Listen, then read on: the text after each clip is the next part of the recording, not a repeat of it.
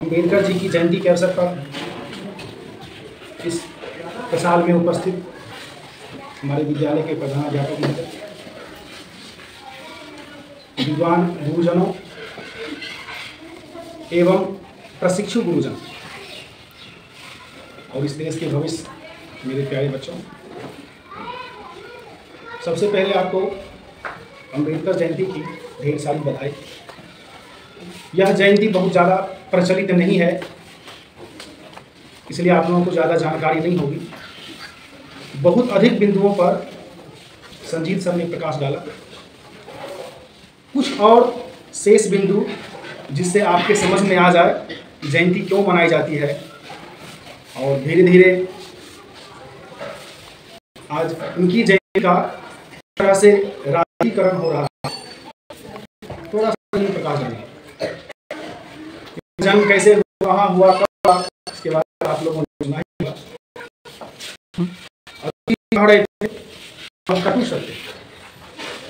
जिस परिवार में, जिस समाज में तुम आज जी रही हो या जी रहे हो, आज से 50 वर्ष पहले यह समाज नहीं था।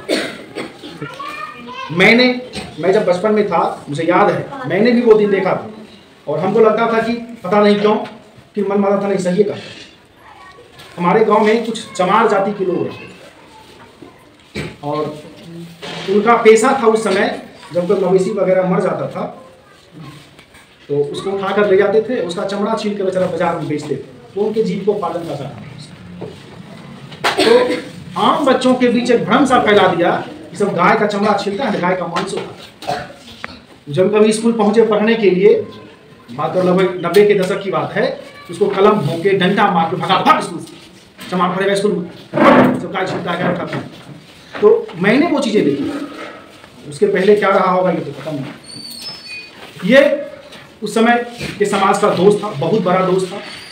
धीरे धीरे बदलाव आया और आज इतना बदलाव आ गया है कि तुम जब क्लास में पढ़ते हो, आकर बैठे हो यहाँ, ये मन में ख्याल नहीं आता होगा कि मैं ब्राह्मण हूँ, मैं राजपूत हूँ और मैं जाट। आता ख्याल? नहीं आता ख्याल। कहाँ से? आखिर कहीं न कहीं से तो परिवर्तन हुआ होगा, कहीं न कहीं से तो परिवर्तन हुआ होगा। उस परिवर्तन के पुरोधा इन्हीं को कहा जाता है। कैसे? वो भी कहता हूं। इनका जन्म भी आज जिसे सरकार दलित या महादलित कहती है, मैं नहीं कहता, मैं दलित महादलित नहीं कहता हूं, सरकार कहती है। मैं क्यों कहता हूं ये बात? मैं एक शिक्षक हूं और शिक्षक होने के नाते नेता तो नहीं हूं, लेकिन तब भी स्पष्ट करना चाहता हूं, ये जाति धर्म इनसे हम लोगों को कोई लेना देना नहीं है। हाँ, ये लिए फायदेमंद है वो इसका जोर शोर से विरोध करें, खूब ताबड़तोड़ विरोध करेंगे या समर्थन करेंगे। तो आज इनकी जयंती है, ये महापुरुष थे, हैं और रहेंगे, लेकिन इनकी जयंती पर भी आज कई तरह का दुख बंटवारा करके झगड़ा झंझट फसाद करते रहता है। क्या इसी के लिए उन्होंने संविधान बनाया? यही तुम देखने के लिए? नहीं। इन्होंने जब देश की यात्रा की, यात्रा से पहले छोड़ दीजिए, जब ये पढ़ने गए थे इनके पास में उपाय नहीं था। सही कहा संजीत सर ने, ब्राह्मण गुरु जी के अंदर रह के पढ़े थे। ऐसा नहीं है कि ब्राह्मणों में या उच्च जाति में सब दिन कट्टरवादी लोग रहे, नहीं रहे। वहां से भी कुछ लोग निकल कर आए और उसको छोड़ दिया जाए अंग्रेज, जिसे हमें कुत्ता कहते थे, जो भारतीय को कुत्ता कहते थे, ब्लैक इंडियन, ये इंडियन डॉग है, ब्लैक डॉग है। उन्होंने भी भारत के समाज के सुधार में काम किया। हमारे यहाँ सती प्रथा का उन्मूलन अंग्रेजों के सहयोग से ही हुआ। ऐसा नहीं, हर समाज में इस तरह के लोग आए और जब इनके पढ़ने की बारी आई, बहुत तीव्र बुद्धि के थे। तो कहा जाता उस समय बड़ौदा के महाराज थे सयाजी राव, उन्होंने छात्रवृत्ति दी इनको। उनके छात्रवृत्ति पर विदेश पढ़ने गए। विदेश कहाँ जाते पढ़ने?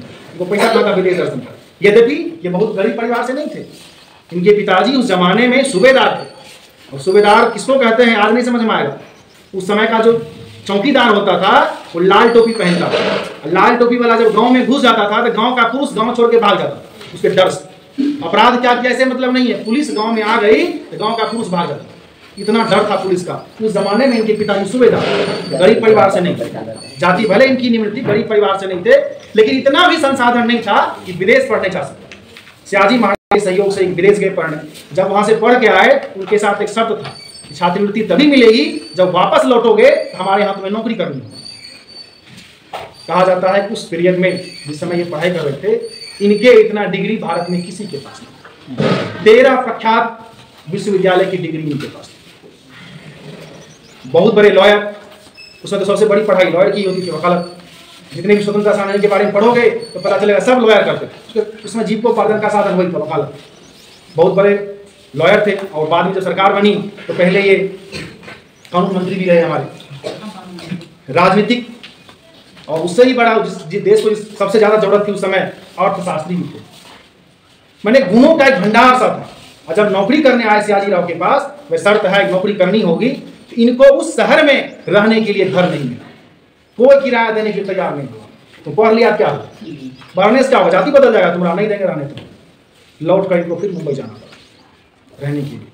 लेकिन इन्होंने कहा विद्वानों के बीच में उस समय के लोगों जाति को नहीं पता, इन्होंने कहा मैं एक निम्न जाति से हूं, जब मैं इतना बड़ा ज्ञान हो सकता हूं, मैं इतना बड़ा विद्वान हो सकता हूं, और भी प्रतिभा तो छुपी होगी वहां, जरूरत है उन प्रतिभाओं को बाहर लाने की। बाहर कब आएगी प्रतिभा, जब उसको मौका मिलेगा। तो देश में जितने भी लोग हैं, चाहे वो जिस धर्म के हों, जिस जाति के हों, आर्थिक रूप से पिछड़ा हो, अगड़ा, उसे लेना देना नहीं, सबों को शिक्षा का मौका मिलना चाहिए। अरे कबड्डी खेलेंगे तब ना पता चलेगा कि हम लोग जीतेंगे क्या हारेंगे, खेलेंगे नहीं तब क्या पता चलेगा, पता चलेगा। तो पढ़ेंगे तब तो पता चलेगा कि हमारे अंदर ज्ञान है कि नहीं। इसी की अलग इन्होंने जगाई कि देश का विकास, वास्तविक विकास तब तक नहीं होगा जब तक देश में समानता नहीं है। देश के सभी लोगों को एक तराजू में रखा जाए, एक पलड़े में रखा जाए, सबों को समान माना जाए, सबों को बढ़ने के लिए समान अवसर दिया जाए। और खासकर जो बहुत ज्यादा पिछड़े हैं, मुख्य समाज की मुख्य धारा से बहुत दूर हैं, उन्हें विशेष रूप से आरक्षण देकर जबरदस्ती पकड़ के पढ़ाया जाए। परिस्थिति वैसी थी उस समय। और आज देख सकते हो तुम कि निम्न जाति के लोग भी ऊंचे ऊंचे ओहदे पर, इन्हीं की मेहरबानी थी, इन्हीं के द्वारा वो बीज आरोपण किया गया था कि सबको शिक्षा, सबको समान अधिकार। और दूसरी बात मैं कहता हूं, छुआछूत वाली बात आई थी, बात सही है, लेकिन एक प्रमाण यह भी मिलता है, जिस समय इनको संविधान सभा के प्रारूप समिति का अध्यक्ष बनाया गया था, यह देश कैसे चलेगा इसका नियम बनाने की जिम्मेदारी सौंपी गई थी, उस समय भी देश में ब्राह्मणों का बोलबाला था, कहीं दो नहीं। जितने बड़े बड़े नेता थे, चाहे नेहरू जी हों या और हों, ब्राह्मण मुख्य रूप से हावी थे। तो हावी थे, इनको कैसे पकड़ के लाए, कैसे पकड़ इनके ज्ञान था, इनके इनको बुलाया कि आपके बिना या आपके जैसे लोगों के बिना राष्ट्र का निर्माण संभव नहीं है, आपको आना होगा, और आप जैसा कहेंगे, चूंकि आप विद्वान आदमी, आप जैसा कहेंगे उसके हिसाब से देश चलेगा। इन्होंने संविधान लिखा। तो ज्ञान की कद्र उस समय भी थी, लोगों के आसपास बैठने नहीं दिया जाता था, और ज्ञान की कद्र आज भी है। आप ब्राह्मण हैं, भले मंत्र पढ़ के जल छीट के ठग लेते होंगे किसी का पैसा, लेकिन ठगने से ज्यादा विकास होने वाला नहीं है। हमारा इतिहास बताता है कि ब्राह्मण नौकरी नहीं करते थे, ब्राह्मण काम नहीं करते थे, और ये वजह था कि ब्राह्मण को दरिद्र कहा जाता। क्यों? क्योंकि जो समाज में एक दो जमींदार हुआ करते थे, जो जमींदार के यहाँ पूजा पाठ करवाते थे उनकी स्थिति तो बहुत बढ़िया होती थी, लेकिन जो आम लोग के यहाँ पूजा पाठ करवाते थे, कितना पैसा मिलेगा, कितना भोजन मिलेगा, तो बेचारा वो मांग के खाते थे ब्राह्मण। अभी भी लोग कहते हैं कि दरिद्र ब्राह्मण दरिद्र होता है। अब बदल गई परिस्थिति, सब ब्राह्मण छोड़ दिए काम काज, चले गए, सब लोग नौकरी चाकरी करते हैं, अपना बिजनेस व्यापार कर रहे हैं।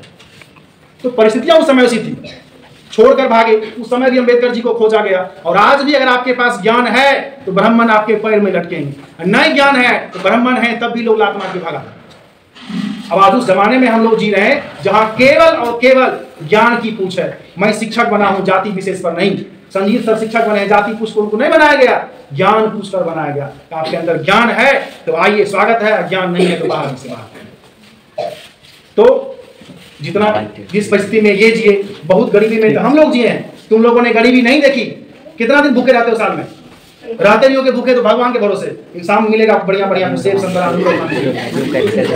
जिस समय हम लोग बच्चे थे उस समय लोग मजबूरी में भूखा रहता था, खाना नहीं मिलता था, लोगों को भोजन का अभाव था। उस अभाव में लोग कैसे पढ़े? एक कपड़ा था, मांग कहीं जाना है कुट में लोग दूसरे का कपड़ा मांग के पहन के जाता, नहीं था कपड़ा लोगों को।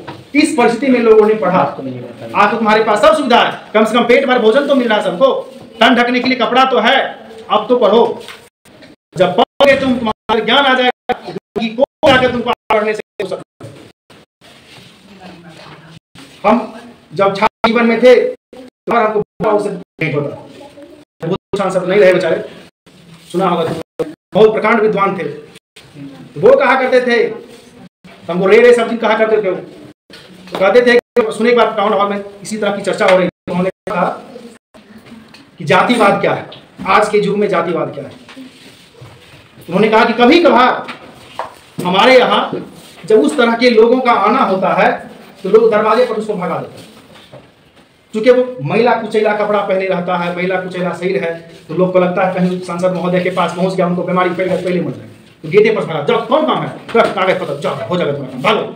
उसको क्या लगता है, कोई लोग आगे बाहर गया, लोग कहता था छोटी जाति कहा था तुमको भगा दिया, तो भीतर जाने दिया तुमको नहीं, तो कहा मेरे अंग रक्षक को लगाइए, या वहां के लोगों को लगता है कि इनके जाने से परिसर गंदा हो जाएगा, इसलिए अंदर आने नहीं दिया। हमें तो जानकारी में नहीं थी, अंदर आने नहीं दिया, फिर बाद में जाने ऐसा लोग आया कि उसको अंदर घुसने नहीं दिया, जाने हम, लेकिन हम ऐसे लोगों की भी चर्चा करेंगे जिसके दरवाजे पर जब हम पहुंचे इस घटना के बाद, वह डोम जाति का आदमी था, और उसके दरवाजे पर जब पहुंचे तो हमको लाज लग रहा था कि कहीं मेरे पैर से इसका कालीन ना गंदा हो जाए, सोच समझ के उसके कालीन पर पैर रखे। यह जातिवाद नहीं है, यह आर्थिकवाद है। अगर आपके पास अर्थ है, लोग कहते थे, मैंने सुना नहीं तो सुना है, लोग कहते थे कि पासवान जी से हड्डी छुआ, जाके देख लीजिए रामविलास पासवान जी का घर जाकर, वहां लोगों को काम छुआ गया। वो जमाना आर्थिक जमाना है, ज्ञान का जमाना है, आपके पास अर्थ है, पैसा है, ज्ञान है, तो सब कोई पूजेगा, नहीं है तो कोई पूजने वाला नहीं। किसी परिवार का खानदान कितना ही बड़ा क्यों ना रहा हो, कितने ही उच्च जाति के आप क्यों ना हो, नहीं पूछने वाला। आज के युग में क्या जरूरी है, ज्ञान, और वो ज्ञान कहाँ से मिलेगा, शिक्षा से। कहाँ से? मैं रोज कहता हूँ जो यहाँ के कम से कम 9 के बच्चे में रोज सिखाता हूँ तुम लोगों को। कई बार मैं शिक्षक हूँ, चोर नहीं, 2 ही घंटे पढ़ाता हूँ, लेकिन चोरी नहीं करता। सिखाते हैं गार्जियन पकड़ के लाओ, कहते हैं ना पकड़ के लाओ, क्योंकि मुझे जो दरमाहा मिलता है वो नीतीश कुमार कुदाली चलाने कहीं नहीं जाता है, ना मोदी जी कुदाली चलाने जाते हैं, तुम ही लोगों के पैसा से हमको पैसा मिलता है। ये चोरी किस बात, क्यों नहीं पढ़ाएंगे हम? तो जिस दिन गार्जियन लोग विद्यालय में आना शुरू कर दिए, अपने आप विद्यालय अपडेट हो जाएगा, दुरुस्त हो जाएगा। तो आज से आप लोग संकल्प लीजिए, मन लगाकर पढ़ेंगे, क्योंकि मैं जानता हूं सरकारी विद्यालय में जो निम्न वर्ग के लोग हैं, पिछड़े लोग हैं, अति पिछड़े लोग हैं, आर्थिक रूप से, जाति रूप से नहीं, आर्थिक रूप से, जिसको पैसा नहीं है वही सरकारी स्कूल में आता है। बाकी जिसको जिस तरह का पैसा है उस तरह का स्कूल खुला हुआ है, 200 वाला, 500 वाला, 5000 वाला, लाख वाला, हर कैटेगरी का स्कूल है। यहाँ वही नहीं आ रहा जिसको नहीं है। उपाय कैसे होगा? शिक्षा के पर। तो यही एक रास्ता है इससे निकलने का, और दूसरा कोई रास्ता नहीं।